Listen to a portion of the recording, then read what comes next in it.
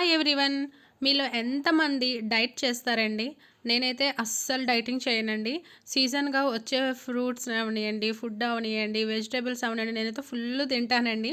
యాక్చువల్‌గా ముందు రోజు నైట్ అనుకుంటాను, అయ్యో! రేపటి నుంచి డైటింగ్ చేయాలి, ఏం తినకూడదు అని అనుకుంటాను. నెక్స్ట్ డే 5:00కి నా డే స్టార్ట్ అయితది.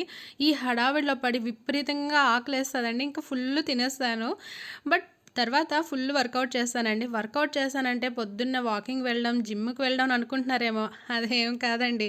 వర్కౌట్ చేయడం అంటే ఇల్లు తుడవడం, ఇల్లు పోచా చేయడం, బట్టలు ఉతుక్కోవడం, అంట్లు తోముకోవడం, పిల్లల్ని చూసుకోవడం ఇది. నాకు తెలిసి ఇది నాకే కాదులెండి.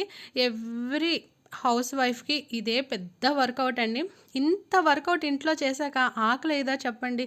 ఇంకా డైటింగ్ అంటే చాలా కష్టమండి. నా వల్లైతే అస్సలు కాదు. ఈరోజైతే నేను గాజర్ కా హల్వా చేస్తున్నానండి. ఈ గాజర్ అనేది ఈ సీజన్‌లోనే దొరుకుతది. Kilo only 40 రూపీసేనండి. నార్మల్ క్యారెట్‌తో చేస్తే ఈ టేస్ట్ అనేది అస్సలు రాదు. చాలా సింపుల్ రెసిపీ అండి. బట్ కొంచెం ఘీ ఎక్కువుండాలి. ఘీ ఎక్కువుంటే మనం ఇంట్లోనే ఈ రెసిపీని ప్రిపేర్ చేసుకోవచ్చండి. ఈ స్వీట్ కొంచెం హెల్త్‌కి కూడా మంచిది. పిల్లలు గూడా యమ్మీ యమ్మీ అని తింటారు. నేనైతే యెస్టర్‌డే ఇది చేశాను. మాకైతే చాలా టేస్టీగా అనిపించింది. మీరు కూడా వన్స్ ట్రై చేయండి. నచ్చుంటే మాత్రం ఒక లైక్ ఇవ్వండి. అండ్ సబ్స్క్రైబ్ కూడా చేసుకోండి.